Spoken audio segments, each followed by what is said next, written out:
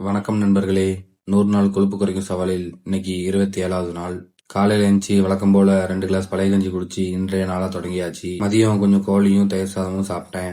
உண்ட மயக்கமா இருந்துச்சு. ஆனா தூங்காம வெளியே போய் குட்டி குஞ்சான்ஸ் கூட மட்டை பந்து விளையாண்டுட்டு வந்து கொஞ்சம் தர்பூசணி சாப்பிட்டேன். இன்னைக்கு சங்கடகரா சதுர்த்தினால கோவில்ல இருந்து வந்த பிரசாதம் கூட 3 முட்டை சேர்த்து சாப்பிட்டேன். அப்படியே நடைபயிற்சி கிளம்பி போய் 3/4 மணி நேரம் நாக்கு தள்ள நடந்துட்டு வீட்டுக்கு வந்து மட்டையாயிட்டேன். காலையில சீக்கிரம் எந்திரிச்சு நடைபயிற்சிக்கு கிளம்பி போய் மரணமான மார்னிங் வாக்க முடிச்சுட்டு வீட்டுக்கு வந்து ஒரு இளநிய ஒரே கல்ப்ல அடிச்சுட்டு அப்படியே இந்த வாரத்துக்கான கோழியை வாங்கிட்டு வந்து கழுவி ஃப்ரிட்ஜில் வச்சுட்டு ஒரு மண்டக்குழியில போட்டுட்டு கொஞ்சம் பயிரும் பஞ்சாமிர்தமும் சாப்பிட்டேன். மதியம் கொஞ்சம் கோழியும் தேங்காய் சோறும் சாப்பிட்டேன். அப்புறம் கொஞ்சம் பசிச்சது, அதனால தர்பூஸ் ஒரு ஸ்லைஸ் பண்ணிட்டு நைட்டு கிரில் வாங்கினான்னு கடைக்கு போனா கிரில் இல்லைன்ட்டான். சரின்னு ஆஃப் தந்தூரி வாங்கிட்டு வந்து யாருக்கும் கொடுக்காம வீட்டுல வச்சு சாப்பிட்டேன்.